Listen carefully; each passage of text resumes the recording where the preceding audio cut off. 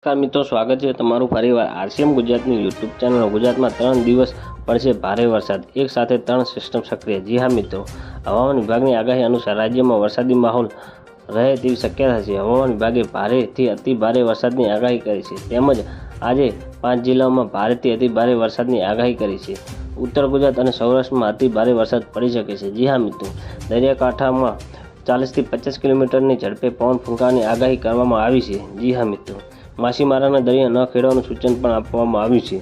બંદરો પણ 3 દિવસ સિગ્નલ લગાવવામાં આવ્યું છે। ગુજરાતના છેલ્લા ઘણા સમયથી વરસાદી માહોલ યથાવત રહેશે।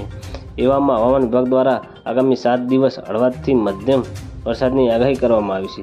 હવામાન વિભાગે જણાવ્યા અનુસાર રાજ્યમાં એક સાથે 3 સિસ્ટમ સક્રિય થતાં વરસાદની સંભાવના વ્યક્ત કરી છે। જી હા મિત્રો, રાજ્યમાં એકી સાથે 3 સિસ્ટમ સક્રિય થઈ ગઈ છે, જેમાં બંગાળની ખાડીની નજીક એક સક્રિય થયેલું low pressure upper air cyclone circulation અને મોન્સૂન ટ્રફનો સમાવેશ થાય છે। આ સિસ્ટમના કારણે રાજ્યમાં મોટા ભાગના વિસ્તારોમાં ગાજવીજ સાથે વરસાદ વરસશે અને પવનની ગતિ પણ 40 થી 50 કિલોમીટર પ્રતિ કલાકની ઝડપે પહોંચી શકે છે। તો મિત્રો, વિડીયોની સતત જાણકારી મેળવવા માટે અમારી ચેનલને લાઇક, શેર અને સબસ્ક્રાઈબ કરી લેજો। ધન્યવાદ। જય હિન્દ।